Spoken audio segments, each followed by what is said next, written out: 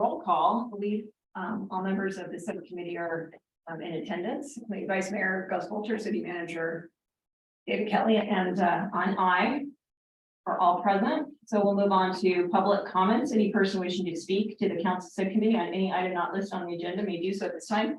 Do we have any guests and attendees? I don't see anybody.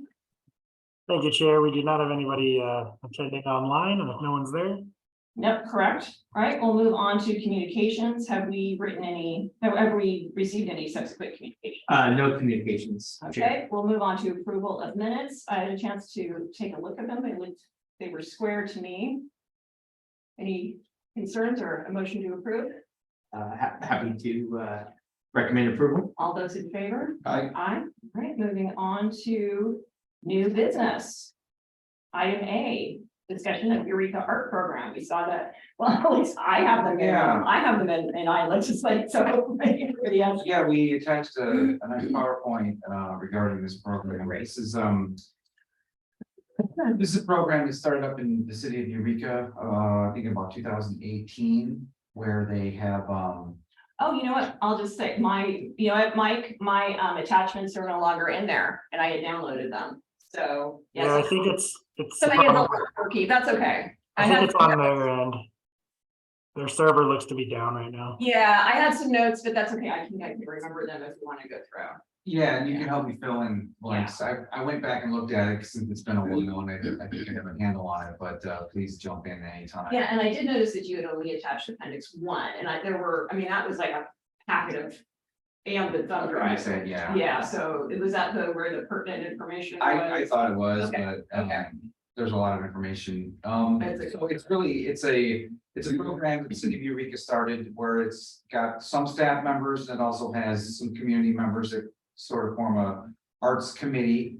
And they have a whole process of how this program will be rolled out, including, they have the 5 or 6 steps here where they do these validating arts livability indicators of the different neighborhoods where they use census data to really hone in on what kind of neighborhood it is and what kind of art they would be receptive to.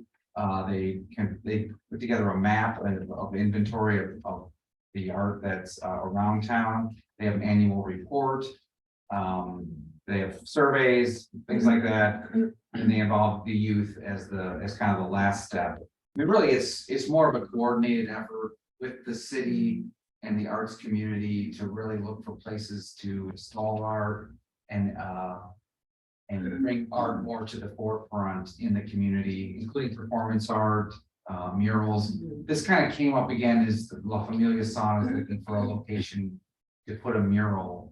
And they're applying for a grant. I asked her, they haven't heard back about the grant yet, Okay. unless you haven't. I don't have any. That was yesterday. So then we, Councilmember Bagby asked to put this back on the planning and sustainability, which we had on pre-COVID. It, like many things, it got shelved, so.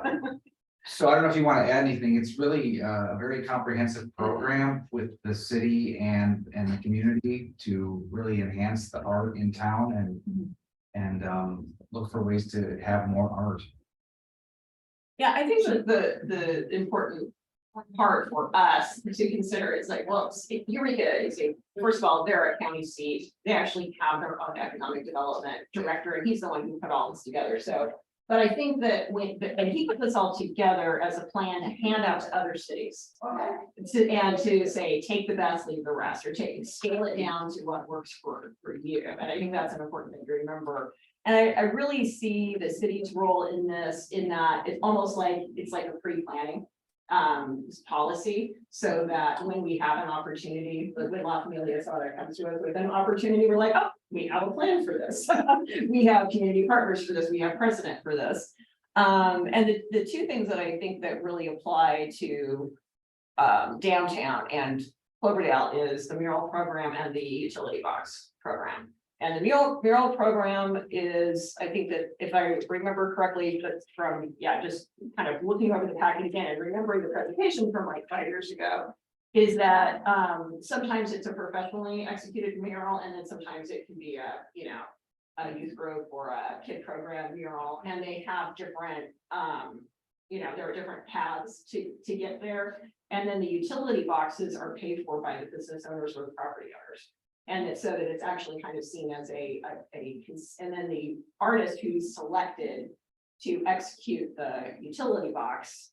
The thing that was really cool was that the utility box art, it's like the city, nobody would be in the middle of it. It would be between the artist and the property owner. They actually, it's like a form of continual income, because then the artist gets the contract to renew and keep up the box. So it's like a way of kind of engineering passive income for artists. And so there were kind of all of those little fine points have all been worked out in this plan, which is kind of nice because you don't have to do the legwork. But the other thought that I had too is that, I mean, if we choose to, move forward, like kind of use this as a model moving forward, we obviously have to bring in Mark Farrington, we bring in Catherine, we bring in, all of the members of the nonprofit and the arts community. But I think that it's essential for a city of this size to go out for a grant, because we can't administer what to adapt it and do what needs to be done. We can't put this on staff, we don't have the budget, and we don't have the hours, we don't have the staff hours to do it. So that's kind of what I wanted to hear from everybody, just kind of think, it's like, are we receptive to this? Something that we kind of want to look forward to partner with, but then how do we go out and find the resources to right size it for our community and and execute it? Because I don't think it's something we can really do in-house, unless you want to take this on as your pet project. Just a couple things, I'm kind of curious, Kevin asked where Jade is thinking of doing a mural. Or hasn't that been decided yet? Well, we took a little walk around downtown, and there's a few obvious walls that are very visible from the street. So she's got about 3 that she's honing in on. Nice. Over here, across next to the dance studio was one of them. But I think that really, that's the immediate question, is that we don't have a policy. Now, where is she thinking of putting it? You have to kind of take it, once you ask that question, you have to take a step back and go, oh, what's the policy for city property? What do we, do we take it on first as an example and then encourage private landowners to do it, or do we leave a hanging and say, well, anybody whose building agrees to it, you can do it there. So I think that's that's exactly why we're here, guys, is to be like, how do we formalize this a little bit so we have we know what we're doing, what the next step is. I was just curious what she was thinking. So just basically size of buildings and. She's going for a grant. And she had a really good artist with her, and we looked at some of the work. Now, I know that can be a slippery slope, or what people think about art and all that's hard to deal with. But so we just took an informal walk around and looked at some, and I gave her some of the owners of the buildings. And I haven't heard back, other than she has not heard about the grant.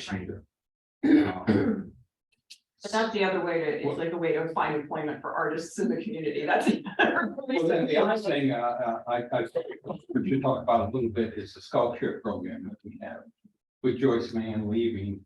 Oh, that's a really. I'm not too sure who has decided to jump in there and help out. But I don't think it was all that great.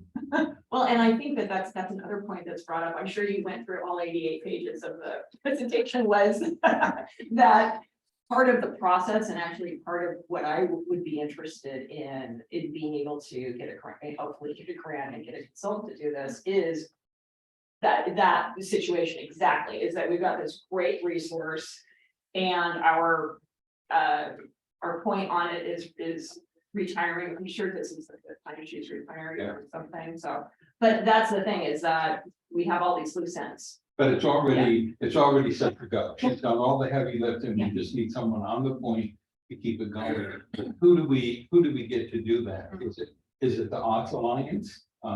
Is that a project that we could approach them? I know we helped Joyce Mann, I think to the tune of $1,200 Yeah. a year. We helped her get it started. Yeah, and do we, to ensure its continuation, do we get the Arts Alliance to do it? Or do we approach, is Catherine Hecht interested in it, or, exactly, it's like, how do we can be, I think, the convening point, the facilitators and all of this, but and I think that's really what's great about that report, is that it really, well, the first thing they say is we did a survey, we realized we needed to do more surveys. Yeah. Because then you have to drill down into it. Everybody's supportive of art, supportive of ideas, but then you actually have to, execute. But we have that immediate challenge of filling Joyce's shoes, which is going to be. Hard to do, It's gonna be hard. but could we find out who's replacing Joyce? Yeah. Yeah, well, let's find out. Yeah, we have a name of an individual that I know we've been coordinating with, for the sculpture trail. And You don't know who it is. another top of mind. Last time with Joyce was kind of showing her the little. Well, once this gets started, I'm glad, you're here for another item, but it's like, once this gets started and one of the other economic development, and it was. Janet Howe. Jenna Howe, okay, I know the name, but I'm not sure how, okay, we'll figure that out. Mhm. But, with the advantage of getting the presentation and actually kind of having an economic development person like you, kind of having not facilitated it, was that he would tease out all of these other issues about the advantages of the fact that, murals are rarely tagged. Yeah. And it can extend, because I'm not saying that this is what we don't paint over the beautiful paint job of the scout. But maybe next time it gets tagged, we put a mural on it, because then it won't get tagged again, maybe the snack shacks, I mean, those aren't, I know that that's gonna be, that might be of some concern to some people, like, I don't want some ugly mural on the snack shack for a park that I have to drive past every day, but once you've seen I think that's why it's important for the city to take the lead and actually provide a public space for, Jade's project or other projects, because then once you see how effective it is, what, an attraction it can be, then it kind of opens up like, oh, well, what about that ugly cable box in front of, Papa's or. You see that a lot at Santa Cruz. Last time I was there, Yeah. those boxes Yeah. everywhere and they look. Well, one of my favorite ones. Are they tagged or- They're, No. they're They're painted, painted or and painted, the but- business owners painted, and so across from, so I met, right before COVID, I met Deb in Santa Cruz, Deb Fudge, Santa Cruz, at her folks' house. And right across from their apartment is an art store, and the art store had painted their ugly cable box like a crayon box. Oh. You know what I mean? So it's like, That's that's like, okay, you do it, the business does it for a thing that's meaningful for them, like Papa's Pizza would probably want to have. Pizza A or pizza. a beer on one side and a pizza on the other, that way, and then the business owner works with the artist, all we do is we say, yes, you can paint your cable box downtown, Mhm. that's all we do, and we back away. They can maintain. And then it's up to the business owner and we have a formulated contract. Yeah. A boilerplate contract that we give them access to, which is kind of nice because then they're not negotiating. Right. So it's just basically setting up the framework for this to happen and then I got you. walking away as much as I'll- fun. I'll do some work for the next meeting. Yeah, yeah. And I don't know if that guy's still up in Eureka or not. And he could be on his fifth city by now because people will. But I'll call. Yeah, that would be great. And I mean, you probably noticed too from the presentation, it's like the stuff, it starts in 2015. So it goes back a ways and then some of the wayfinding stuff. They were like, oh, they used it, they used some of the art for wayfinding and it's like, well, everybody uses their phones now. So it's kind of like, some of it's like, oh, isn't that cute? That we don't do that anymore. Yeah, the one Eureka did is pretty intense. I don't know that we need, because we are a lot smaller, but I think we can, like you said, pick and choose some good stuff out of there. Yeah. I'll try to. But I love the fact that it's all data driven, it's all census tract driven. They did a ton of research and I think that's the time consuming part. Where we can work with him and find out if there are some grants that are available for us. The other thing that he said too, and this was like pre-Great Redwood Trail and is that Eureka is really interested. They put together that package and that thumb drive because they're like, they don't want to be the only town doing it. They want other cities in the region doing it so that we can link the tourism value. And I think that with the Great Redwood Trail happening, and we have a great opportunity to enhance that. Not just, people driving in their cars going, from town to town, but like, oh, hey, stop in Rio Del and take a look at our, stuff before you go on to Eureka and Arcata. So it's kind of linking all of this, those regional outdoor tourism, kind of cashing in, you can say, cash in. So we can leave this on here and Leave it on here. come back with something and see what I can come up with. I just want to have a policy that you can point to. Yeah, well, I was just, You I know. was just thinking out loud, maybe I can email our neighboring cities. Yeah, email the neighboring Just to cities. see if they have, any agreement in place Right. for downtown offices. Oh, I think that's gotta be in that packet. Yeah. That, you gotta hand, if you still have that thing that's like this, The thumb drive, I mean, find the thumb drive. but you have that big packet, right? Yeah, I think all of that's in there. It's Oh. in the appendices. That's what I'm saying. It's like, they're like, here. Yeah. all done. All done, There it is. implement, Sign yeah, sign here. Okay, so that's great, well then hopefully we'll hear back from Jade as to, and just so you know, guys, too, it's like, it's not some artist that she found that she wants to find a job for, this is the woman who. She's really developing a regional reputation, as she's an amazing artist. She also did all of the marketing for the Snow McLean Power telenovela series. She did all the artwork for that, and it is beautiful. She is a top-notch commercial artist. So it would be actually a real feather in our cap if we got a piece of her art here. And her mom lives here. So Oh, that's. that's the connection. Her mom lives here. So she lives in Santa Rosa. But yeah, her mom lives here in town. So Nice. yeah, it would be really nice if we did that, if Jade was successful in getting that grant. It would be another addition, just like the sculpture trail. It's a really nice Some piece nice of art. public art. I like your work. Yeah, she's really, she's a standout, so. Nice. Anyway, all right, so we'll see how this goes. We move on to the pool agreement, which I now no longer have on in Okay. front of me, but I'll believe you. Granicus is working now, Oh, yeah, sure. so it's like it came up.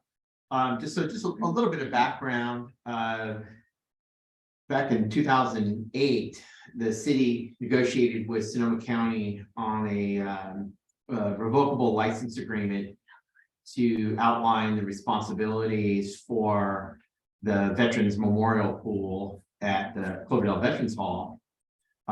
Since that time, the city and the county have had a license agreement that covered the use of the pool. That initial license agreement was in effect from 2008 to 2018.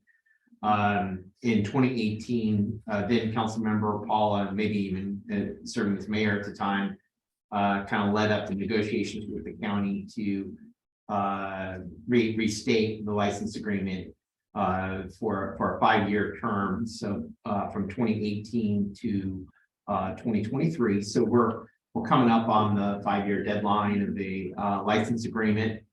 The license agreement, it covers a couple of critical things. It outlines the of course, just the term is the 5-year term. Also, it sets forth the compensation rate for the city to pay the county for the annual use of the pool. The existing license agreement was the annual license amount was $2,675. The new proposed amount in the new amended agreement is $3,500. So it's roughly an $825 increase. And I understand from the previous negotiations, our former council member drove a hard bargain, was able to Drive them down. keep the then term or the compensation at the existing levels. There was a push to increase it this year for the next 5-year term. I think it does reflect that there are increased costs associated with maintaining an aquatic facility, certainly. We've seen the cost for chlorine has Yeah, does gone it up. have anything to do with the chemicals required? Yeah, I to think maintain it's- it? Just we weren't provided a breakdown of costs, but staffing. I could certainly, we've had increased maintenance calls, increased service calls, along with increased materials. And then there's just the ancillary costs associated with the facility itself, the locker room, lighting, Yeah. maintenance, keeping it clean, and so forth. Now, Other- that's on our dime. No, we The don't, lighting and all, they do all that. they do all that. But it's right. part of the Yeah. umbrella cost. Right, Yeah, that makes sense. That makes sense.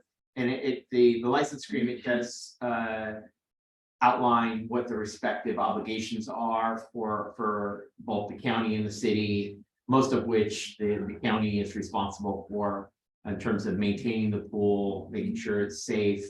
Addressing any kind of chlorine or Department of Health requirements. In turn, we Pool noodles. I'm it- sure the pool noodles are going up. Yeah, as part of this agreement, it also provides for the Y to provide the aquatic services. So it specifically calls out that the YMCA is the entity that the city works with to provide the necessary personnel to use the pool. So wrapped into the agreement is the Sonoma County YMCA, who we've had a long-term partnership with. And I want to mention that because, yes, from time to time, there's been interest in, well, what about other entities? And, kind of now would be the time to negotiate it or to have, to say, there might be some other entity. Not, and I'm not saying that there is, or but it is specifically spelled out in the license agreement. And likewise, an acknowledgement that the county, the city, and the school district partnered on funding a solar heating system. There's provisions for the school district to be able to utilize the pool as well. Yeah. Of course, it kind of is contingent that the water's gonna be warm enough for the kids to want to get into the pool. I don't know.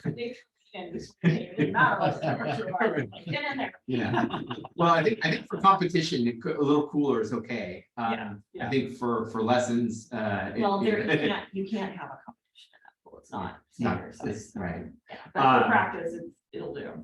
But the county has, again, because the term is up this June, expressed interest in expediting approval of an updated license agreement. Ultimately, this would require council approval to authorize city manager signature on the license agreement. What's included in your packet is the most current version. We're working with the county representative just to make any minor editorial changes, but we wanted to bring it to this subcommittee just for review and comment before bringing it to council for consideration. Probably, again, the biggest direct impact is the increase in the annual cost from the $2,675 to $3,500. Kind of in my perspective, I thought that was fair. Again, it would lock it in over the next 5 years, and given the cost increases we've seen just for chlorine, I think, and the inflationary impacts on all the other pool-related services that are required, I think it's reasonable. But I did underscore that this is not a revenue generator for the Yeah. city. And in fact, the YMCA does underwrite the use of the pool quite a bit, almost to the tune of about 50%. And they do provide valuable swim lessons to members of our community that may not be able to afford coming to the pool. So I think that is an important resource that the YMCA continues to provide. And of course, we do pay the YMCA to provide the service, the aquatic services that they do. So David, bottom line, it's gonna cost us $3,500 for the pool. but the YMCA, pays us to use the pool. They underwrite, Well, Or how much do we pay the Y? Yeah, we pay the Y to provide the services uh-huh, and how they underwrite it, because at the end of the year, they do an accounting of all the revenue they collected versus what expenses they incurred. Mhm. And last year, their expenses were roughly twice the The revenue that they collected. And so in that sense, they're underwriting gotcha. the Okay. expense of providing those aquatic services. And are they providing scholarships for some of the kids that to either get in or get swim lessons for free? Well, they do have limited swim classes for members of our community. Otherwise it's kind of, there's a payment cost to be able to, utilize the pool. But what they have been doing is promoting scholarships for students who are interested in becoming lifeguards. Okay. Because it's one of the challenges and has led to sometimes closure of the pool is having a lifeguard available. Yeah. And so they especially if they have to use somebody from their Santa Rosa facility, it has to come up to Cloverdale. So their goal is, and there's some correspondence this week of coordinating with the school districts to hire Get some kids in. local high school students Yeah. who they would sponsor to get their lifeguard certificates to be able to serve as lifeguards. And the pay is pretty darn good. Oh, it is. I remember. It's my best paying. It's just. It was my best paying high school job and my best paying college job. Since lifeguarding, I was like, yeah. So, it's, as soon as you start getting the word out that it pays better than a lot of the stuff. Yeah, it's about $18 an It's hour. really, yeah. To kind of sit and get a suntan, but obviously. But they also hire cashiers, so just for somebody to be present at the gate to. Well, I gotta tell you, you got an advocate on the school board. I don't know if you know that Jenny was a water polo player. And she Okay. probably was a lifeguard too. So, I mean, yeah, we've got to get that school district to work on that with us. and get the word out. And talk to us a little bit about the Think Foundation and their grant of 10,000. We send them a letter every year, letting them know that we're about ready to open the pool, and usually Tom sends a check. Is that the way we're continuing to do that? That's correct. Like, So that's gonna cover the 3,500. What else does it cover, Gus? Do you remember? Anything. Is anything for the pool? Yeah, so they. Are we running through that every year on operation? I don't know if we've been getting it the last couple of years, have we? Yeah, there was a period of time during COVID that the pool opening was pretty hit and miss. And we did not seek reimbursement that year.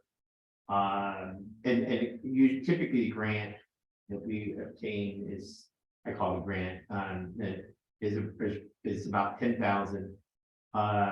In terms of our expenses, we pay our last contract with YMCA was right at about, I think it was 14.5. And then that didn't include the annual county license agreement, which was the additional 2,600. So we're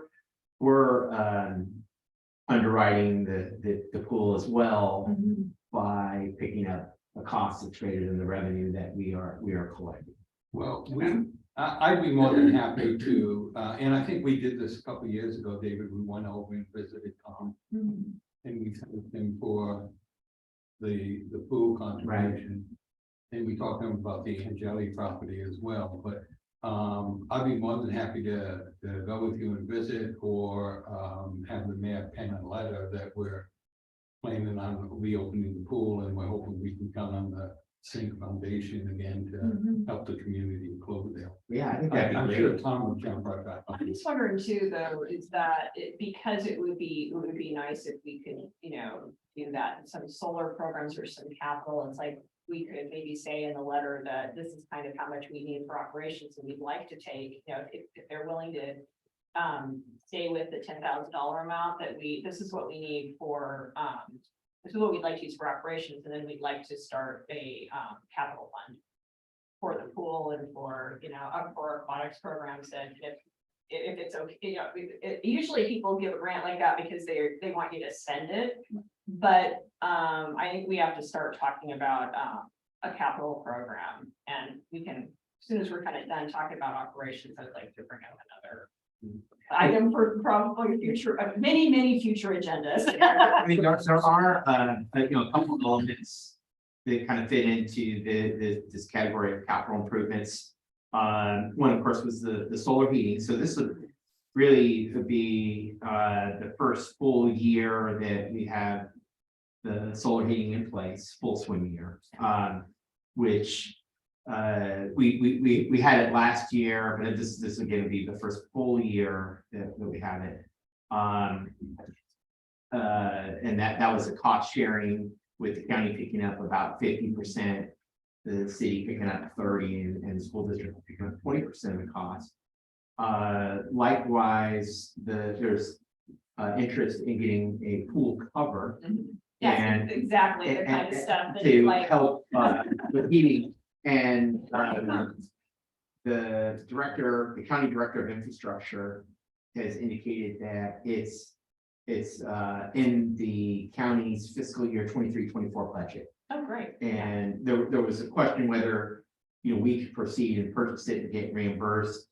And Johannes was a little reticent to say, we can do it that way, but I think otherwise it sounds like it's once the county adopts the budget, there'll be funding there for the pool cover. So which in theory should help with That helps with keeping keeping the the pool. keeping the heat of the pool. Yeah. So, yeah.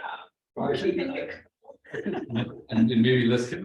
Yeah, exactly. I think the first meeting in May, that's when they wanted the contract back for the veterans fall. Okay, And we postponed that for a year, but they wanted it back so that they could present it at the first meeting in May, the budget. So I think that's when they're gonna be approving it. gotcha. Yeah, so in essence, let me bring forward to council two agreements. One would be the amended license agreement, which would be the agreement between us and the county, for the next 5-year term, 2023 to 2028. And then secondarily, the annual agreement with the YMCA. And what I don't have yet from the Y is their scope of work for this next swim season, but that's gonna come very shortly. Usually I get it right around about now. So, and that'll identify the anticipated costs for them providing the services that for providing the aquatic programs. I'm okay with the 3,500. I I think that's more than there, I think that if you were to bring that to us and be like, you get this, and this, and there were $3,500 people like, bam, done.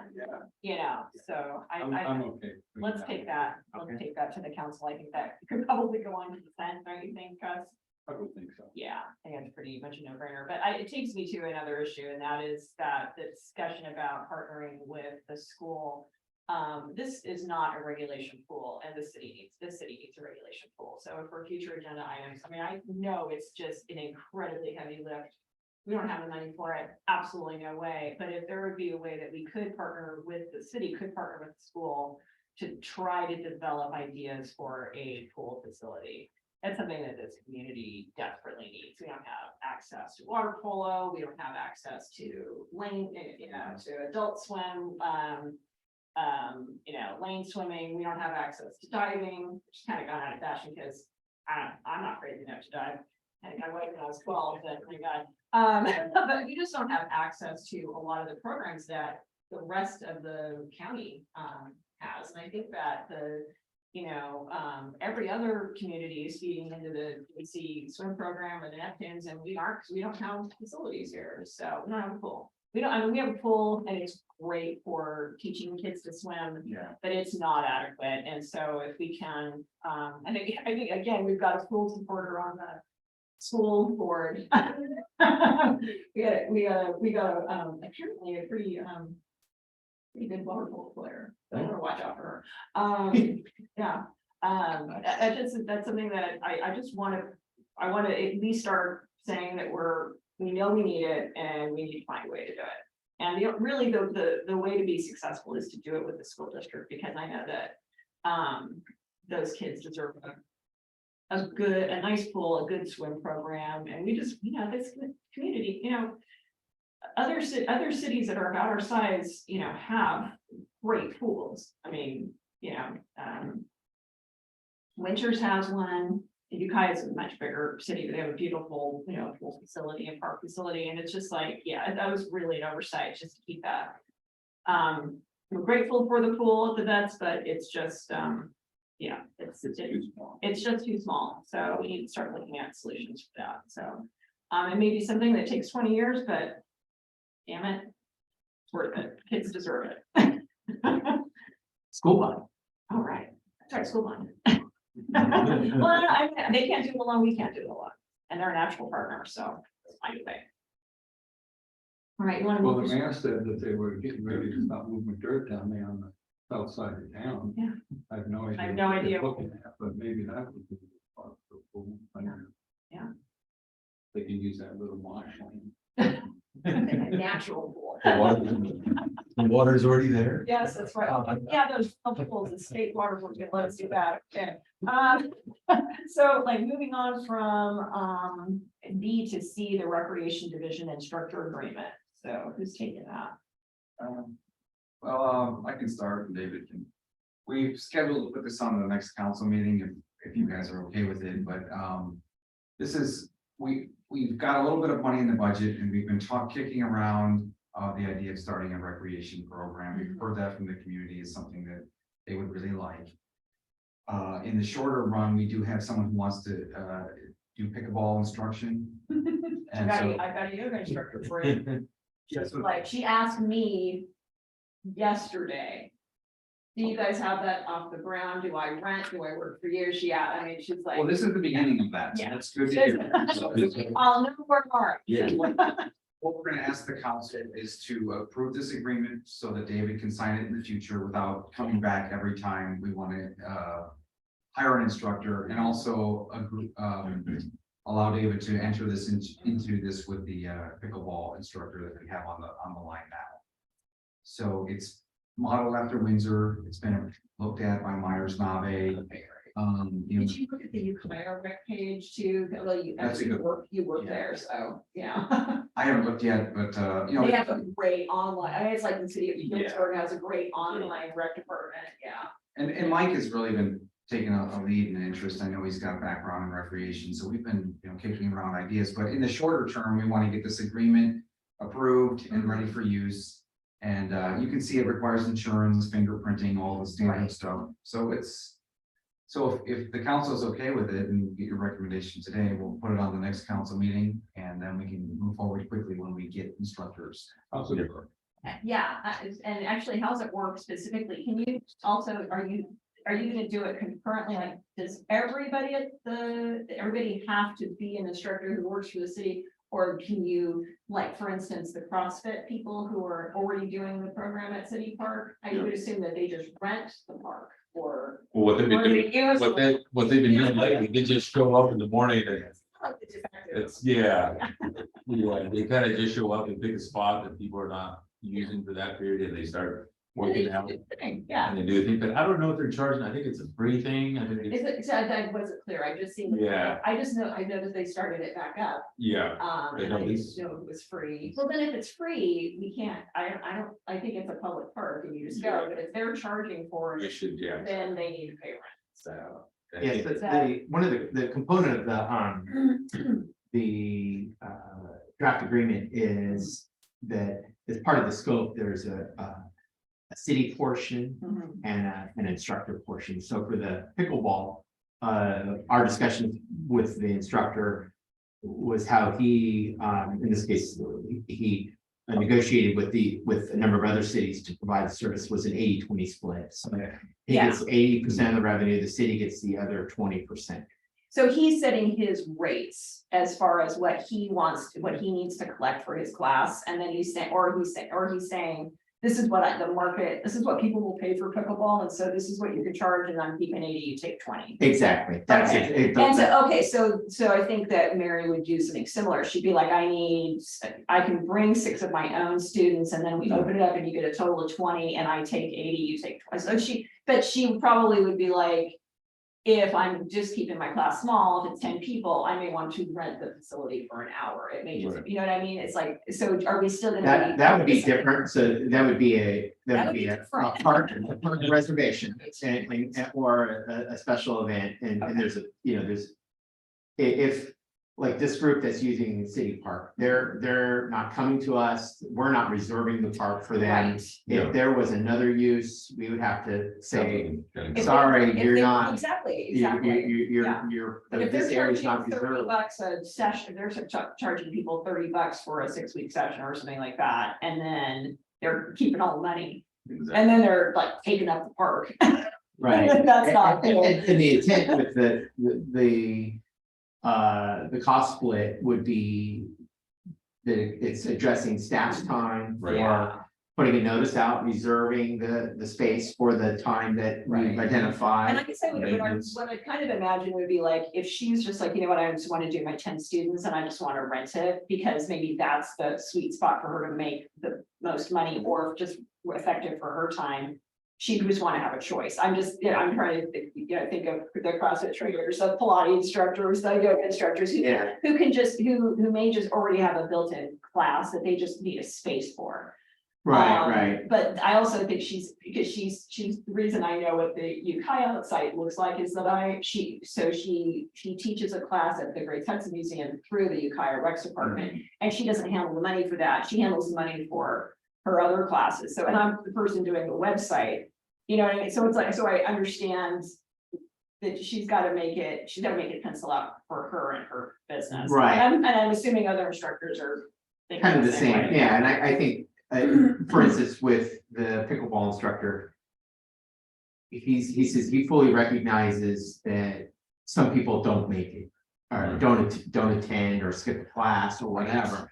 And That's why you his, get your money up front. or there's a rain out or something Right. like that. Right. And so, most cities who have a formally established rec program are gonna have some kind of park reservation Yeah. system. Yeah. And I think part of what staff is working on, Kevin and Hector and Mike have been looking at the different vendors to see, given our size, Mhm. given the kind of program we might offer, which program would be most suitable. So this is something we'll probably be bringing back to the subcommittee is Okay. what kind of reservation program that we can deploy, whether it's part of Civic Plus, Mm. whether it's a third-party vendor. Yeah. How That, does Civic Plus not have a module? that- They do. They do, we're meeting with them tomorrow. Oh, okay, great, Mike. Yeah, I'd be interested in hearing. It's like, how do they not? So it's just like, it's one of the main functions of like, go onto a city website. right, Register Plus. there's several, and they have We different, met with them already once, and then we're gonna meet with them again tomorrow, it's just the reason. And then Yeah, are you those looking, numbers, there might be giving us numbers. some cheaper one, but would we do swim lessons through that as well? Or would you just send them to Y to sign up for swim lessons? We could. We could. yeah. Yeah. I mean, we could coordinate with the Y to say, okay, we want to do a swim lessons for a certain day and time. Yeah. And we're gonna charge and, we're gonna Mhm. reimburse, the Y for those swim lessons at Right. this, like 80-20 split, for 80-20. example. Well, if that's the right formula for that type of service. So we're gonna have to do it in a way that is flexible and adaptable, but works for both the city. Yeah. And And why, yeah. and the Y It'd and be great and if the, we just broke even, like if we bought that module or another module, it would just like, if we just broke even, that would be nice. For our 20%, we have the software, we collect the Right, you money, collect we the try to provide a location. Right. That's kind of our Yeah. role in this. Right. And then the teachers, because we still need to figure out how the pickleball is going to work, because we don't have the software at this point, so we may have people come in here just until we get up and running. Yeah. Yeah, And another thing we're looking at too is, as part of this agreement. Use these as a kind of like a pilot project, maybe implement some recreation activities to our newly built basketball courts that they're gonna be Right. finishing up coming up. hey, So- line drills, Yeah. cross, you can do some CrossFit, 3-on-3. CrossFit, You can line do- drill. Yeah, you can do some 3-on-3 tournaments, you can do, you can do shooting competitions, you can maybe, Actually, that'd be a great fundraiser for this. oh, yeah. Should we strike those off to be pickleball courts? You're gonna start basketball versus pickleball now? I thought tennis were. I don't think pickleball was that- bad. You can hear song. Start a war. But not pickleball. Yeah, because you gotta put a hole for the. Yeah, you gotta put a hole for the nets and stuff. So when yeah. people want to use facilities, we are not talking about inside the scout academy, right? Not yet. Not yet. That's our grand plan, though. Once we repair it and make all the necessary repairs, I think there's the possibility for the city to make some money there. That's a good money. Yep. And Yeah. just the kids' arts programs too in the summertime. I know Sandra would be all over that. Sandra Novio would just be like, when do you want me there? Right, right. I mean, this is kind of, like Hector says, really a pilot program. We were approached by the pickleball instructor, says, he has a program that's, I'd like to have 8 students, Mhm. about a 6-week class. So he set the parameters. Student sessions. Yeah. And so we would set it up, so it's first 8 that can sign up, That's right. and here's the dates. Yep. And the way the agreement would work was, we would pay that person at the end, Mhm. but we would collect the revenue upfront. So we get the full 100%, and then we just pay for the classes and students that were participating in that training at that 80-20 split at the end of when the training. No, I think you have to pay for something upfront though. Well, this particular. Well, that's because individual city. that's somebody that doesn't teach for a living. That's Right, I'm right. doing this on side. This is, and Well, that's, I love the side of this whole. Yeah. But I think that, yeah, you gotta pay the instructors who do this for a living, like an art teacher or a yoga teacher, that's what they do. You gotta pay them something up front, and then maybe like you get additional at the end. Yeah, well, I mean, I guess that'll be a conversation with each of the instructors, because, what we don't want to do is pay somebody for a service that And then hasn't nobody been signs up, yeah, yeah. Yeah. Or maybe you pay once X the classes. halfway through. Yeah, something like that. or partially you signed up, Right. Or in a 30-day interval. no or something. refunds, Something like that. But I think the thing with the pickleball, I can see people coming and going on CrossFit and yoga and Pilates, you're gonna always have a core group of people. Who stick with it, who sign up, and they're repeat offenders, I like to call them. Yoga world, they're total repeat yoga offenders, and so then you get a core group, and then you'll then we'll also know what the revenue stream looks like seasonally and. But how is the scout hut looking on the inside? Is it? It's good, yeah, then we just did some repairs from that tree that landed on Okay. it during the huge storms and. But it's like ready for classroom? No, not really.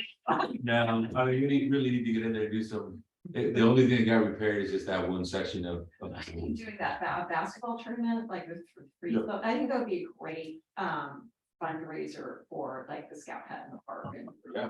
Well, then there's so many, I've been approached several times by a lot of basketball players and moms and dads. Yeah. Hey, I need we some need of to the. I need some, we need to get some little small basketball camps for these kids. Yeah, Cause I keep mentioning the new basketball court, so Yeah. they're super excited about that. And everything's enclosed, so you can easily facilitate to bring in 20, 25 to 30 kids inside there, and they're safe, and it's all fenced in, and no traffic. Have a basketball camp. Yeah, the basketball camp. had camps there, like obviously pre-COVID, but we had like the vacation Bible schools and other people rent it for camps and stuff like, so is that picking back up or? Well, so far, For camps? we had one rental, request for Ferber Park, Okay. I think it was like, some church but I think with all this, now that the COVID is kind of going away, I think this is really start picking up, Yeah. especially. They had the mass out there for Sunday, I think. They did. Yeah. Oh, Yes, nice. in the water, that's right. We went out there to clean the park up and mow the park. Or did they like do mass and then? They do like, mass. and shoots about? And then, then they had body through there. It's like it's gone to basketball and not necessarily in that order. So Yeah. I don't know. Yeah, let's, we're actually, since we're on the basketball subject, we're planning a grand opening for the basketball court once we get it completed. So we have some fundraisers and we have some some like prizes and games we're gonna play with kids and give out maybe some prizes, I'll do it. so. May 22nd. May 22nd, yeah, we have some, a few volunteers that are gonna help us organize the Always like event. a one day I'm like in theater or someplace like that. We have some local businesses that are willing to, we've approached and they're willing to donate money for this event. It's a Saturday. Yeah, I wonder if that's like. Well, I think, just for the interest of the item, because we are only discussing recreation division instructor agreements. If we can, maybe I'll email out the board or the subcommittee here and council members as well. If you have recreation ideas, we're coming up with a 5-year plan. I think it'd be better to do that just so we can stay on the topic of the agenda because we're starting to veer off a little bit.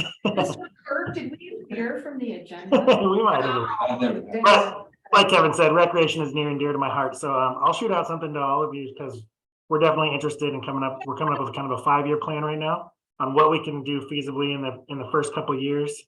Event wise in different types of classes like yoga and different things. So we're definitely interested to hear from all the council members and anybody who's from the public as well. We're gonna do a lot of marketing and outreach to Yeah, I'm that. So, interested in moving forward with the instructor agreement. I think we kind of got to use that as some test cases, but I don't know. I just think there are going to be some circumstances where you're still going to want park rental or facility rental versus, okay. That's kind of what we're getting at. We have that process set up already in a fee structure. Mhm. This is more to start the ability for staff to engage with community members that want to provide classes. Yeah, And- But I and- think that's, I'm sorry to veer from the agenda, but that's kind of the natural outgrowth when we start talking about this too. But I think that, probably our pickleball instructor, and I know Mary would be willing to do like a fundraiser day. Yeah.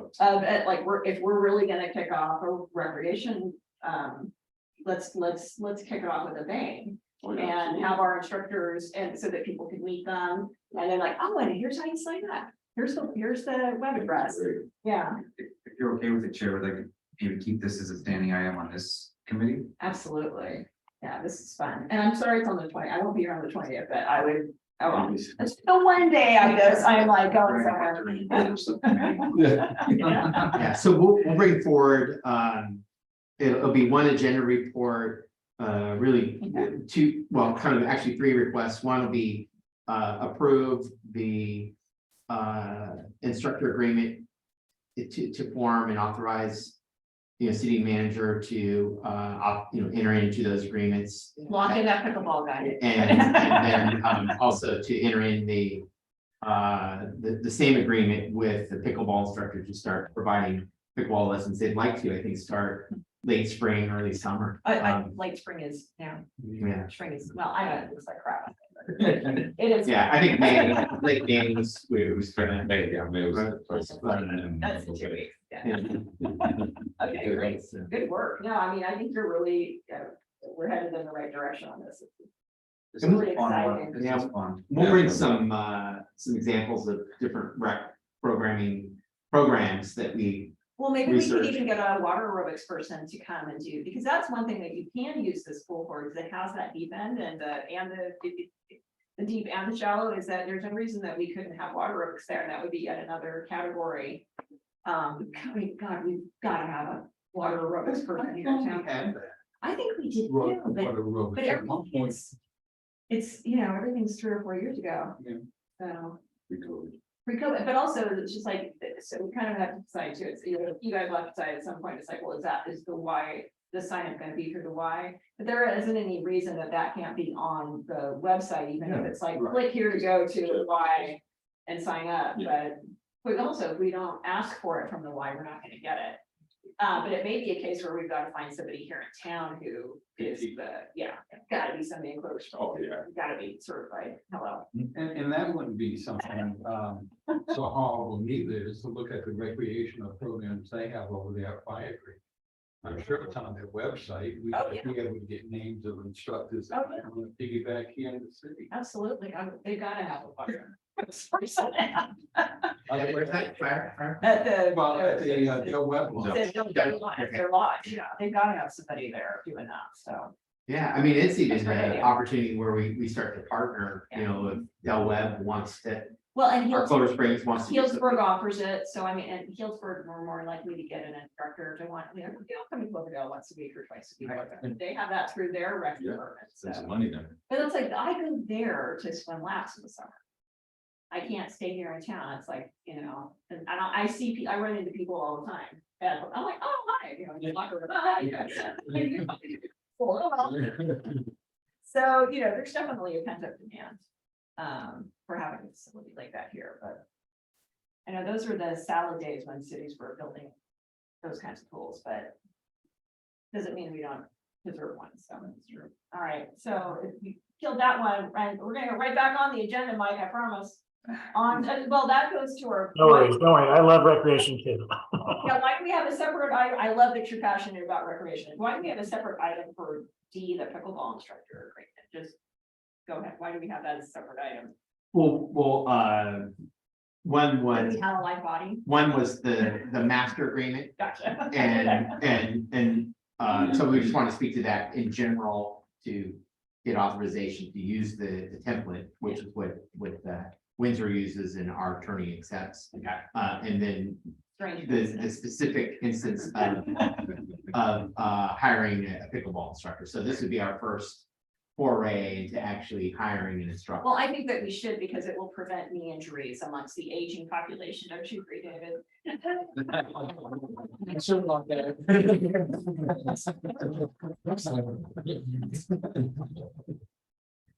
Might be a boon to local doctors. That's right. We use orthopedics, who haven't finished those payments, so maybe we should tell them what they don't know. But anyway, so we did, well, actually, we went ahead, we did, let's see. We did the Strategic Arts Alliance plan. Did I skip it? I did. Yeah, those are just the attachments. Those are, sorry, those are just the, I'm like, what did I do here? Okay, great. Standing items, update. I don't have anything on Great Redwood Trail. Do you guys have anything? No. Staff. Yeah, they're, I believe they're gonna be the speaker at our next Redwood Division meeting. Which will be really nice. So they'll kind of, educate everybody, like basically from here to the Oregon border about how far we've gotten and what we're doing. But yeah, I don't have don't have anything totally new to report on that. And then who's got who has an update on the clean air vehicle equipment policy? No real update. I know Hector has been inquiring about getting some battery operated Yeah, how are those looking? So I actually was there today, this morning, at the cloud shop, and they got some new, stronger. Battery operated chainsaws and blowers. Yeah, And so, I was looking at the budget right before we came here, and it looks like there's a little bit of money. In the tools budget to at least, I want to use the word again, pilot project again and buy. What I was thinking of doing is buying like a weed eater and a blower. And then I can see those tools being good here downtown, especially like for noise. When we're doing, let's say we're doing a small project, we can use those electric equipment that, to minimize the noise, especially if somebody's shopping or just downtown. I think it would be great, yeah. So I think, I'm gonna look at the budget again and, I'll bring it up to Kevin and David so we can buy. as you need to replace them, I don't see any reason to go out and replace things that are working great, but I love the idea that you kind of starting with downtown, making it available for. I can see that being really useful downtown. They don't want to hear that big loud blower or chainsaw or whatever when somebody's trying to drink coffee or playing or something. I can see those little, yeah, those are so quiet, so. Yeah. I think what's the increase in power? Is there any specs on that, or is it? the new stuff that came in, it's definitely a lot more power, Okay. but than previously. And then the battery capacity is a little bit longer. Yeah, the Like, motor is more efficient, Is that actually. gonna get on board with it at all? What's that? The saw shop guys. Yeah, Oh, man. no, The last time when I saw them at Friedman's, they were really, you could tell that, I think it was Friedman's, I go to a lot of burger stores, Yeah. unfortunately, because that's how we spend our time. But they were really, the electric ones were really like commercial grade. Yeah. And it was like, oh, you had to get like a cheaper, less powerful one, you had to either get an electric one that you plug in or a gas powered one. And it was just like, oh, these are aimed at the trades. It was either we were considering getting the the, I always call it the chainsaw on a stick, which. Yeah, What can go wrong? we call it that too. Yeah, chainsaw, and so, and we actually. Pulse off. We ended up getting the electric one, which you still have to put motor oil in, just like that was a bummer. I was like, Oh. oh, that, because you have to still have the lubricated. Sure. But it's like Chain oil. really heavy. It's like really heavy, and the more expensive electric one was lighter. It was just Wow. like, oh, that was a mistake. Well, it's like, for example, for us today, I'm gonna have to pass you my, Yeah. pull in and get an electric one. yeah, for example, for us today and tomorrow, we're scheduled to mow the river park. Yeah. And, it's Over there. exactly, so it's like, it's 4, 2.5, Yeah. so we're today, right before I got here, and then we mowed about 4 acres. Mhm. And, then you gotta mow up and down the trail, so I can see using a combination of both Yeah. pieces of equipment, but not just electric right now. But a combination of both, You know, I have the battery Ryobi, yeah. I think I'm saying that right. And what I like about them is one battery fits all Oh, of the God, we tools. love that. Yeah, It does the soar, it does Yep. my hedges, it does my leaf Yeah. blower, and each one comes with their own battery, so I've got. We have two the, of we have same the, size. we have the hand tool version and we love it. one thing we have to think about, I mean, later on, as this develops, we might need to retrofit our trucks with some charging.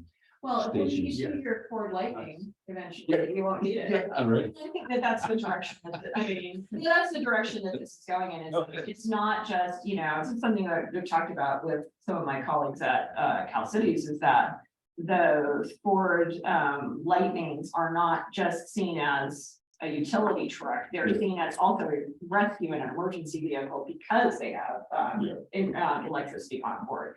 And so we kind of, it's like, yes, it's a more expensive upfront, Yeah. but it's like, you want to keep paying gas, like, and the maintenance. $10 a gallon. Oh, man, I filled up my rental car and I think I got less than 6 gallons. So it's a Toyota Corolla, I think. I haven't pumped gas in like 3 years. And I put like 6 gallons in and it was over $30. I just I was like, can you imagine being a commuter from like Cloverdale to Santa Rosa every 5 days a It's a week? real expense. That's an efficient car. That is like as efficient as you can almost get. I mean, we're getting gouged so hard if you don't have an electric car. So that's kind of why we're talking about this. Yeah. Exactly. We gotta find ways to keep as we're replacing things, you keep your costs down. Exactly. So No, that was a good, Agreed. okay, so that's good to know that, and I think it'll be really appreciated. yeah, I'll put it on the weekly report that Yeah. when we're out there, Yeah, oh, by the way, what you Get a didn't picture. hear, you get a picture, yeah, the electric downtown, yeah, exactly, electric weed eaters. I think that's a great idea. Okay, so let's see, that was clean air, okay. Okay, item C, amendment to ordinance prohibiting products containing probably cider. This is the ordinance is already adopted. This is just the PFAS amendment Oh, okay, and previously council had directed to do the outreach to the business community and our regional partners at Zero Waste have been pretty aggressively providing materials to businesses about PFAS. there would be impressively fast. Well, it's one of the things it's very difficult to, because I asked staff, I said, how are you verifying? And for them, it's kind of a challenge. Because we're not set up with testing. But it's about community education and about identifying suppliers. To go container or a non, like, an actual plastic, I don't think anyone's using it anymore. I mean, maybe I don't go to the right restaurants, but I don't think anybody, or they're using the last of their stock, I mean, of styrofoam. Oh, yeah, not saying styrofoam, right, But we're just not, everybody seems to have transitioned pretty, Yeah, the amendment at this point is just for the PFAS. yeah, for the PFAS. Okay. All right, so we'll update us when we get a little closer on that. Okay, community development planning log.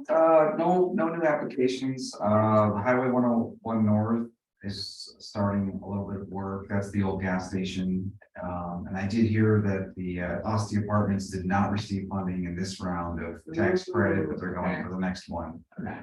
Other than that, When is the next one, Kevin? A year? no, it's this year. I think it's there's one in Like August? it's September, I think, or it's later in the year. Okay. So they've and other than They'll that, probably get it. I mean, they'll get it in the next round, so. the tribe's been working, as you guys know about that, Baumgartner's moving forward, so, but no new development applications. Okay, housing element, you can take that back. Well, before we get off, new developments, that's not on the agenda. But Oh, close your ears, Mike. No. what's going on with Tang Yan? Well, they're there, aren't they? No, they're closed. They've been closed since, they were closed Saturday, Sunday, Oh, they're probably Monday moving. and today. I thought they were already moved over to the corner. They are. Yeah. But that building's, Oh, just with the building. it's the close sign on it. Not answering the phone, no message. They're probably, well, I know the They're restaurant transition or- takes a while to move a restaurant. Yeah. But, I are you don't know. asking about like just what's going on with the rest of the buildings? Wasn't what, one of the tenants like after that space for the longest? Yeah, I'm talking about the new location. Their new location. We went to get Chinese, we had to go down to Pike's Place. Oh, I had to go twice as far. That's terrible. Yeah. Well, we had to go to Tice Spice too, so. Oh. Well, that's, but you're right. Wait till I walk 3 blocks at night. I gotta tell you, I'm like really excited. Let's see if we can find out. Not getting information, we'll share with you. Okay. It can't get here soon enough, is I think the point. Somebody needs sushi. Okay. In the meantime, we have to go to Dolly and see for sushi. So, that's it on the housing element, Just real quick, taking it to council next week for adoption. who's back and. It's back, we'll do a quick presentation, it went through planning commission, they recommended approval. It's already been to the state for some comments, ultimately the state, it goes back to the state. We have to do, and I'll talk about something in H, Okay. item H that we have to do in order to get it certified. Okay, well, let's not upset Michael anymore than we already have and go on to item F in the smart dog park, or we had to call it something else, but eventually, Sure. any update? Yeah, so what, just one of the updates, we met, last week we met with, with Kevin and Major Lands, Okay. and, just to discuss some of the utility hookups, Mhm. and also what would be the best, possible route for an ADA ramp. So we determined, the best possible route and more affordable, Mhm. with the help of Major Lands, so that was good, and, In Mo Engineering. Mo Engineering, yeah, so, yeah, it's going forward, and, I think we're just waiting for Mo now to write. Yeah, Mo's gonna do 2 30% proposals, so, or they're gonna just basically look at two ways to do the ramp. The ramp's the most expensive, Yeah, well, it's Yeah. one of, the fence is more expensive. that we have to pay for, like, Yeah, But I don't, at least the agreement's all signed, I think, or did we? I haven't signed it yet, but our attorney was working with Mark's counsel and just finalizing. The changes were just kind of dotting the i's and crossing the t's. Right. So that it's ready to go. And one of the pieces was they want us to include a fairly current or updated site plan. So that's right. that's what.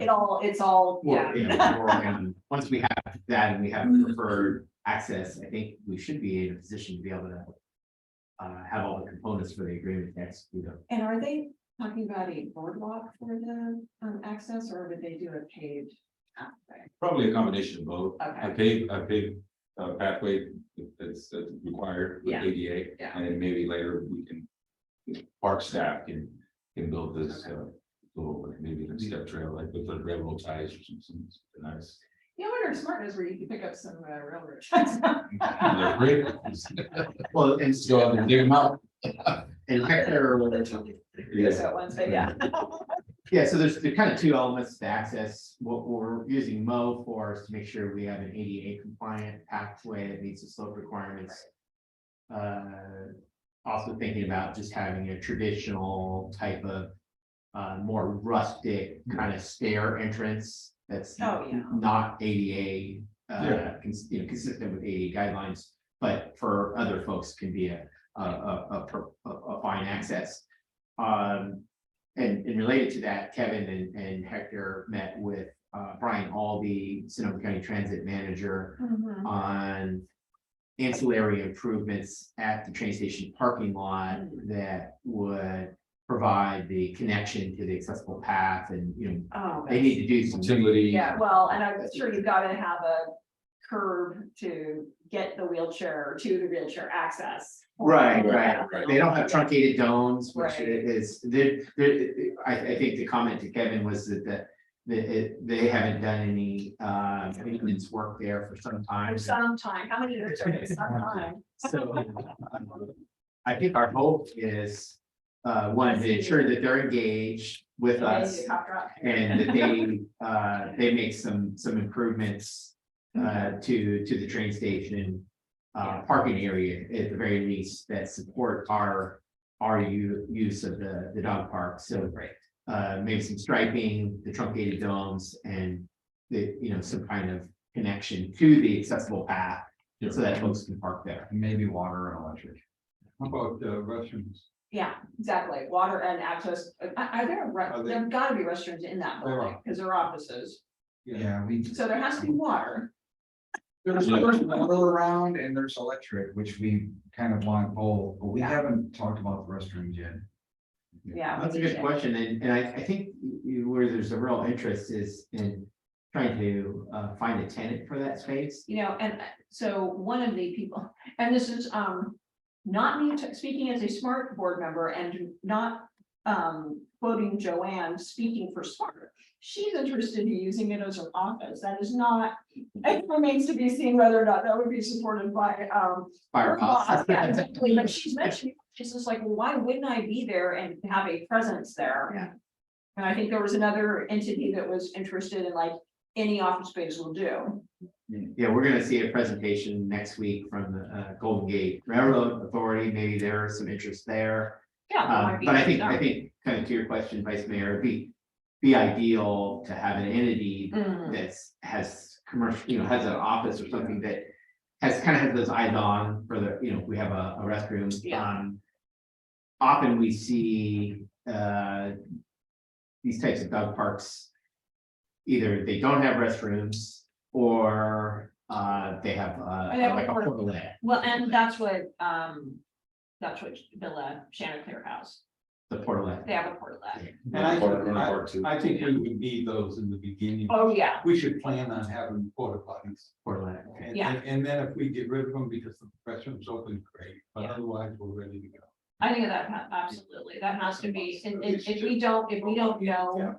We don't know, we have the bathroom, we have to have the portlets there on day one, that has to be factored into the Right. cost of operations, absolutely. And one of them has to be handicapped. Gotcha. So we would probably, I think it, maybe just as a start, go with it, one ADA accessible unit and hand washing station and that would, give us a starting point. As part of opening the dog park. Now, I'm assuming that Mo has done other dog park design and they kind of know about standard, in and out gate, having two means of ingress, egress. The scope is really just that. Is it just about, okay. Yeah.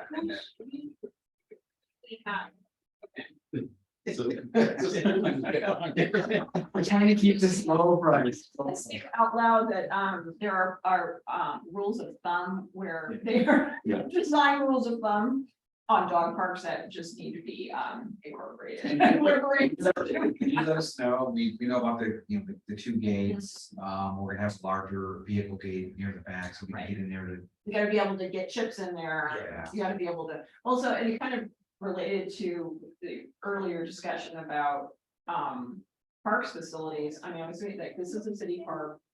There may be some interest for agility clubs to be there once a month, twice a month, something like that, because that's another sport that there's a lot of pent-up demand in this town, not for my dog, because she's insane, but there are other people who actually Like have. dog training? Yeah, like people who Oh, actually that's train their probably dogs, yeah. I know, what a concept, but people who do agility and you have to drive to Windsor. So, of course. Yeah, and they usually, the courses are usually like, you set them up and you tear them down, and usually the instructor has the poles and the little tube that they go, and King wait, Castle? no, wait, used to do it up at the So, and he's not, he's doing construction now, he's not doing dog training, but there are other people who do agility that's their hobby. Yeah. Like just watch. Yeah, right now we're investigating the water utilities, see what will be the best. Yeah. To get water and then the possibility of getting power out there Yeah. too. And so it's going forward though. Yeah, that'd be great, but there just, that might be there, if we're gonna be talking about a greater parks program, that would be. Another facility that there might be interest in either renting or operating. I don't think we were interested in having trained dogs in town, but I think, but that would be an instance where somebody might say, hey, I want to set up one Saturday a month. Yeah, that's a great idea. So, yeah, just moving forward. Hope we didn't get too off track, Mike. Right, more recreation, he's cool with it. Okay, good. So anything else on that? So just bring us back that halfway idea on the dog park and we'll. Yeah. Awesome. And then 6 acres water, Cloverdale Water Company, is there a? Yeah, it's a brief update. We have been, both water companies are moving forward with plans for annexation. 6 acres water company is currently, the state is funding a design engineer, it's GHD, so it's a very reputable design firm to do both the water and wastewater improvements to support future annexation. So that design work is in progress, and we've been coordinating with the design firm, addressing various questions and requests. We are tracking our time. We've been told we could get reimbursement at the end. We have no formal agreements that identify that, but we will be providing them with an invoice of our expenses. And we've had to do quite a bit of measuring their expectations when it comes to requests for various things, whether it's title reports, whether it's plan sets, all of which cost us money to provide them in addition to staff time. There's been some friction there because of the insistence that it's a city cost.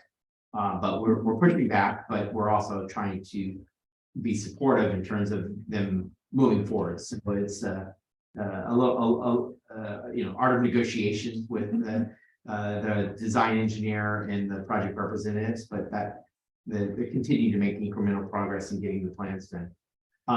With South Cloverdale, we'll probably be bringing this first to subcommittee and ultimately to council for discussion is a pre-annexation agreement, similar to and inform to the pre-annexation agreement that council approved for 6 acres. Our indication was that both water and wastewater were critical components to the city council accepting those lands to be annexed into the city. That comes with pre-zoning, of course, and we're just following the general plan. And the UC Davis School of Law is been the representatives for the state on drafting the agreement. So they've got law students that are kind of helping them with this process, and it's a great learning exercise for them. Sure, they're important. But they've provided a draft agreement, and Kevin has forwarded it to our city attorney who's reviewing that agreement. So Alex or Alex. Yeah. So that's in process. I would say it's probably 2 to 3 years behind 6 acres. Yeah. But what we will see with 6 acres, I don't know the schedule, but it's got to go to both planning commission and ultimately to council for approval of the pre-zoning and a resolution supporting annexation. So we'll be, once it goes to commission for a recommendation, then it'll come to. Yeah, it's going to commission on May 2nd. Okay. So on the south water district, what is that going to cost the city? And how do we ensure we get money from this? Do you know that yet? If 6 acres is any kind of indication as to what kind of state funding will be provided.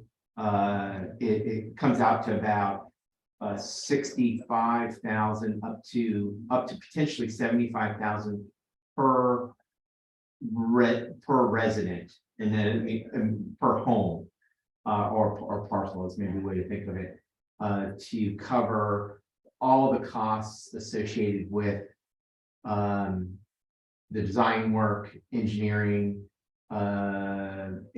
construction, and ultimately connection to the city system, which comes with the payment of the requisite development impact fees. So that would be really where the revenue would come from, is the impact fee for the connection fees. There is a question around who is responsible for grant administration for this effort. And we're in conversations with them. So far, we've kind of said it's a lot to take on, and we would prefer that the state assign a project manager to oversee that.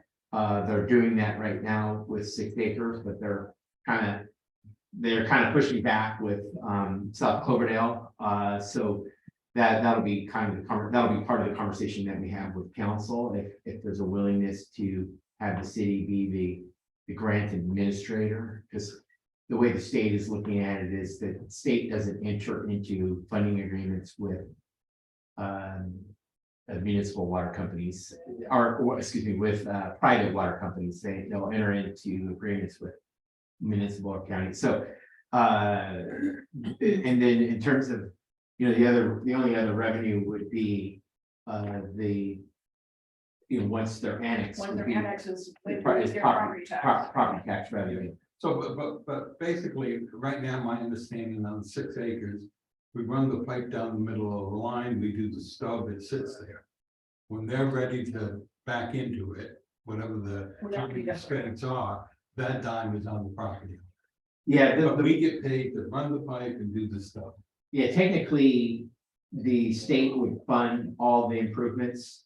And our understanding is that part of our obligation, because and this is what it should say in the requirement, the annexation requirements, is that there's not a question of whether they connect or not. They shall. Yeah. Yeah, and pay the requisite fee, because I'm a believer that if we give them that option, it may not happen, and this is going to be a very difficult conversation. They're going to be asking the city for concessions when the state can otherwise fund it. Well, the only point I'm making is, let's learn from our mistakes on 6 acres. If there's a dime we can get on this South Cloverdale Water District, let's get it. Yeah. And a drop dead date, and then it's got an automatic COLA increase of some type to it, but I just don't want to see this. I mean, that's going to be a nightmare trying to do sewer and all up there on that. I just don't know how to do that. Yeah, I think it is a engineering exercise to add and design a sewer system, because they're going to do it based on what the general plan provides for or designates that area for. And it may or may not be, some of the undeveloped parcels may or may not be what it ultimately gets developed for. But Yeah. at that time, the developer or whoever the property owner is would be responsible for Is it, upsizing or upgrading. what is it zoned for now? Or is Predominantly it R1 or R3 or rural or? R2 It is mostly. R2, okay. Except in 6 acres, it's R2. Okay. And in the South Cloverdale, it's a mix, Okay. because So part of that work- is some of the frontage is industrial, Yeah.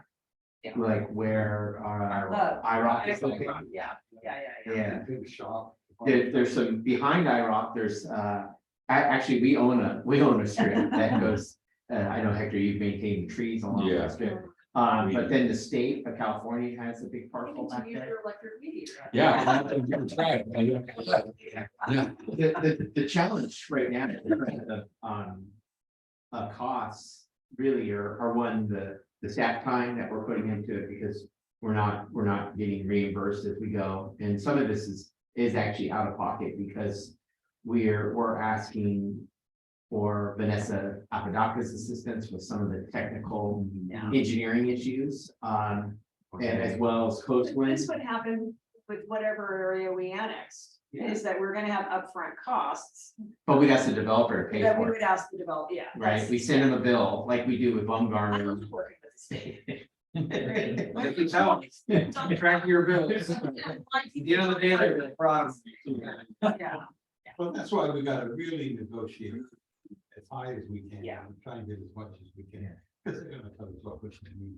And if we owned a little strip of land, wasn't it big enough to do a dog park? No, it's just the road, it's It's like just a part of section of the little road, yeah, there ain't much room there. But we do go out there and weed eat a couple times a year and prune trees and everything that's encroaching the little road there. Yeah. No, So it's moving forward, it's relatively slow, but as Kevin mentioned, the pre-zoning is gonna be coming forward, so. Yeah, we'll probably have that to you guys in either second meeting in May or early June for the pre-zoning, and then that allows them to go to LAFCO, right. which I think we're working on the application, which is. There's some But stuff. it's just, I mean, it's a slam dunk where LAFCO is concerned, because it's all contiguous and. It's just that Yeah. the LAFCO requires some mapping and stuff. It's Yeah. kind of expensive, you know, to have an engineer draw a map or a surveyor. It's not free. Yeah, well, you've done I mean, I've just, been watching this process for years, and track your hours, staff's doing a great job on this, but. I mean, you're absolutely right, Gus, this is just another, it's a sink until we're collecting property tax out there. And if they are, Utility, and then we get well, utility revenue. and there are additional ratepayers that will spread the cost of our maintenance over more ratepayers, and there is an advantage there. I mean, we're not in business to make money. We're in business to break even, so it's like working for a real estate corporation. Right, David? Yeah. So, is that, okay, so it's moving right along and more to come, is that? Yeah, it'll, I'm sure it'll stay at the standing item for Okay. many more. Many years. When I'm completely off, planning sustainability and back on again. Yeah. But we Like do, it was last time. we do updates both here and on the public works subcommittee on this, so. Yeah. We're gonna capture and so. Yeah. Oh, good job. I mean, we don't have a choice. It's tough when we don't have a choice, but I mean, yeah, if it were, I mean, state's credit, they are saying they're paying a lot of money to get that pipe in there. Okay. I hope everyone out. yes. You ready for our payday? Don't cash a check until you got it, right? Okay, great. So moving on to the zoning ordinance amendments. And you said you had something, I had a comment as well. Yeah, the one that went out in the packet wasn't the most updated because we weren't quite there, but a lot of these are just housekeeping items. One of them that's we're gonna have to do before they'll certify our housing element is something we were supposed to do in 2008, which was allow a homeless shelter by right in one zoning. Is it a homeless shelter or emergency shelter? Like, you know, it's called emergency shelter, but it's, An emergency homeless shelter. I think we call it That was emergency shelter in our zoning, but the state calls it a homeless shelter, and they're one and the same. So we're suggesting TOD, we're taking this to planning commission, so hopefully they'll dig into each one of these Okay. amendments on May 2nd. And then, you know, once we get a recommendation from them, it'll come to council and you guys can talk about them as well, but. Yeah. Most of them are pretty benign, there's just, some things that we haven't done. Some of the state laws regarding housing, we need to change a few things, but probably the most urgent and the biggest one is that homeless shelter. Sale. I'm probably working off the old version. I have my notes my notes showed up, Mike, so they were down, but they must be back up. My notes on the document actually showed up. How can I tell if I've got the old version or new version? Well, the one that you probably don't have the new version. Well, I had an issue. Gus, did you have anything that came up, Well, sprang to mind? I'm just not too excited about being in the TLC section, but. Yeah, we talked about it. I mean, I think we're open to a different zoning. I don't know. I'm which one thinking is- more down the industrial south side somewhere. For a shelter, And the only reason I say that is conveniently located to supermarkets, drugstores, fast food. You know, you can be in the shelter, you can be on foot, you can go to the grocery outlet, you can walk over to get your medicine, and you can go back to the shelter. as long as there's a bus stop, Yeah, and and there is, and there's a shuttle, yeah. So that would be my choice. Well, when we present it to the planning commission, we'll throw some options and you guys will have the final say. So I have a problem on page 2 under the section of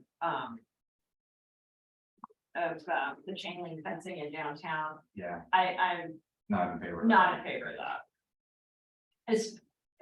I don't have a problem with the chain link fencing that is behind businesses off the boulevard. I have a problem with the citrus fair. I don't want to codify that. I think Okay, they should be changing understood. that. I don't like the heat sink that it represents, that big blacktop, and I know it's, you know, they're gonna,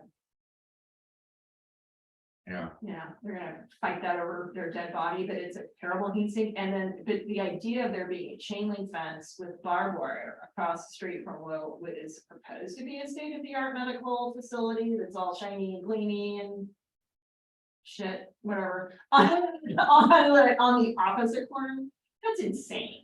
And I just think it just looks terrible at the entrance of downtown. I mean, I know it serves a practical purpose, but there's gotta be a better solution, and I'm not interested in codifying it.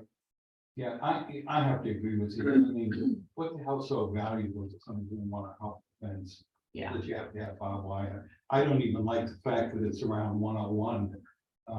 And I'm glad they're starting to do some construction there because the last thing I wanted to see was have that chain link fence up there all summer long. Oh, yeah. At the gas But station. that is, to me, that's acceptable, Temporarily. because it's a permitted project. And it's like, that's gonna have an end date. And actually, since we're going full circle in this meeting, it takes us back to that Eureka art plan. One of the coolest things that I saw in Eureka, we happened to just be there on like one of their festival nights. That's when we were having our League of Cities, Redwood Division meeting. And I was walking around with a couple of my other council members, one of whom is a school teacher in Lakeport.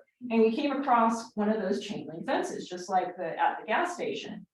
And so one of their policies is that they let the arts groups, they're like, okay, if you're gonna have a project with a chain link fence, and we only allow them in, if it's a permitted project, the school gets to use that to display their art competition artwork. And they have this special, and we asked them all about this, because the teacher I was with was like, how are you doing these printouts? And they said, oh, it's a special printer that the maker class at the high school. He's like, we used to just do them in-house because they use it to generate their plans, and they're kind of plasticized. Like you can make them either paper, you can make them like kind of plasticized, so that they're a little bit weatherproof. They're not gonna last a year, but they last for like an art display thing. And they put those, they created it, made it an art space. So they took these, like the kids' art that they did, they reproduced it. And this is something that the high school kids were actually like did it as part of their project, and they could put it on their resume that they produced, for an art competition, produced blah blah blah. Took the art, they took a picture of the artwork and then used the magic printer. And then they were responsible for arranging it. And so it was an example. They take this really crappy thing. Or like in a dog park, which is it's probably gonna have an ugly fence. And you actually turn it into like an art installation. And so, but you have to have a policy in place in order to make that happen. I mean, I appreciate that the Citrus Fair they at least made it available for signs and for banners There's a lot of them there. there's a lot of them up there, and it actually looks better, which is. We fought to have that taken down. Right. Remember, it had to be down after the day of the event. Oh, please take your sign down after the event. I know. And it couldn't be up more than 30 days Right. prior to the event, because Yeah. people were complaining all the Why time. is this thing up here for the beer fest that happened? I completely agree, but it's like, it actually helps. It actually helps to make it look kind of less bad, but it's one of the tools that if we kind of do approve that arts project, that it's one of the tools in our toolbox for when we do have cycling fencing.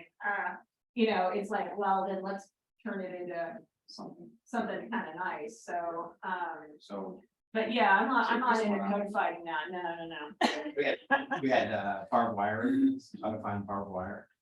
Do we, well, I'm just saying that that currently the cyclone fencing dial. It says chain link. Oh, Yeah, it just says chain link, yeah. but their chain link also has barbed wire, and it's just a nice word, and I'm just not interested in codifying either of those Right. things. Yeah, it was a proposed amendment.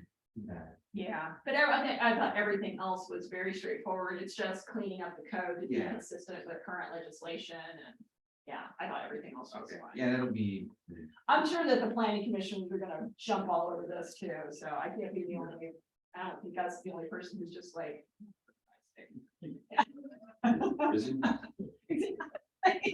Nothing says about cities closing them chain link fences Yeah. around the town. Well, and also it's just like, why can't those chain link, why can't we require, like, for instance, on that project, a coming soon sign?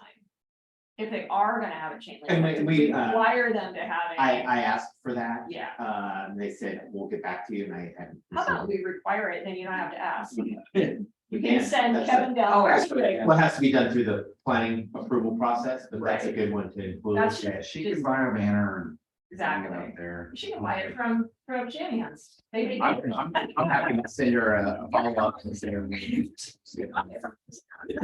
Good loan now. Exactly. We go there. Keep it local. They're Okay. fast too. Anything else on that zoning ordinance update, Kevin, or anything we need to? No, I think that's it. Okay, Yeah. that was my only like. Yeah, thank you. Well, no, thank you. That's it's a lot of work goes into those puppies, so. You know, that's the attachment. I think we just have future agenda items at some point. I didn't see it on here. I don't know how far we got on that possible bench. We were asked for a bench at Clover Springs. And I don't know if they brought it up to you or not. I don't know. A very nice little lady in her walker approached me as we were coming out, and she's like, "Oh, isn't this, I've seen her before." Yeah. And she always walks up the hill, like that's like her little workout regimen with her little walker. And she's just like, "Oh, this is really great. I love coming up here and looking at the view." And we're like, "Oh, the view's beautiful." And she's like, "I just wish there were a bench here." And at the trailhead. Okay. And I kind of went, well, you're not talking to the right person, but I talk to the right people. So, I mentioned that at, I think, you know what, I think if you have an extra, well, there you go. And I it mean, needs just some repairs. and I think that some of the conditions of the neighbors kind of going along with it is they didn't want an attractive nuisance, but, and then I mentioned to her, I was like, hey, could you go to your HOA and bring this up? You would really like, so that it's, because if the city tries to, I'm afraid that there would be pushback from the Clover Springs residents, but if there are enough residents there who are aging and she's like, I can't use the trail, but I love to walk up here. And I said, well, what about the benches down, because there are benches on one. She's like, yeah, but they don't have this view. And I mean, it's, it looks like that. It's beautiful. It is beautiful. It's not, it's not a do more bench, so. Not for you. It is It's one for me. not a do more bench. You would have to purchase. What's that? Is it It's steel. It's a combination of Oh, plastic, that tracks. Trex and metal. Nice. The frame is metal, and then the rest of the board, they're Trex. But So- won't we have some extras with the replacement benches that we? Yeah, the concern with Porterville, at least my concern is it's a buoy zone. Yeah. High fire, it's actually one of our high fire severity zones, and so that's why I really strongly encourage us sticking to the metal benches. Yeah. Just so, but we will, I think. Kiss that fence goodbye. But to your point, we're bringing forward, next Wednesday council meeting, a purchase order for new benches for the plaza and some new dual recycling trash cans for downtown. Yeah. We will, I think, as time permits, park staff will be refurbishing the benches in the plaza with the wood to city parks. but. Okay, so redistributing or. Right, like to City Park, Furman Park, but we would, Yeah. just trying to be cognizant of the fire zone up there, sticking with the metal. If we, you know, because those are pretty fireproof. They have two big- If we it do burns, have- it burns. I mean, if it burns, it burns. Should we put that for future or are we deciding right? Let me look at the budget, let me look at my portable budget, because I think I remember putting some money in there, that. Okay. Not out, not out. We have one for a picnic table. We Yes, do. but they don't want a picnic table. The We need neighbors, to, the we need to neighbors, wait to hear back from the HOA. no, I was gonna act, You I, know, it's, I don't wanna say it's a public safety, but when disabled people have to sit down, they have to sit down. Right. yeah. You know, and they all don't have walkers with them at one particular time.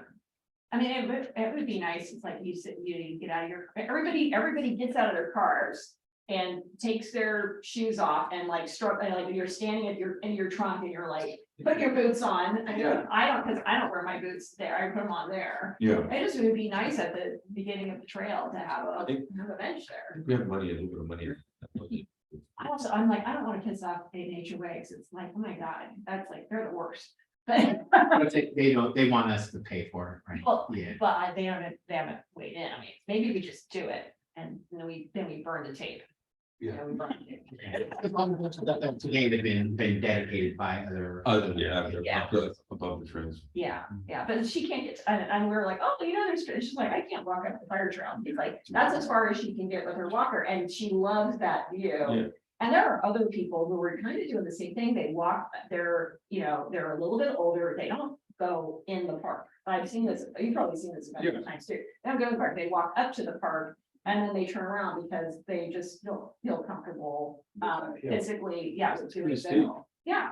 Or they walk in a little bit, I've seen people just go as far as that first bridge. Yeah. And then they turn around because they don't feel comfortable, they just don't want to walk uphill, so. Backless bench or something, they can sit in different directions. Actually, I think a backless bench is a great idea, because you got wildflowers on one side, and you got. Yeah. On the other. Well, we may want to bolster the order up, then change the staffing work, and then we'll put together the purchase additional. Say nothing. I'm just kidding. One hasn't chimed in. Well, I mean, I guess, we can take it out, I mean, if people, if they bring pitchforks and. Right? But I thought it was a great idea, and I don't think she's the only one who would utilize it, so.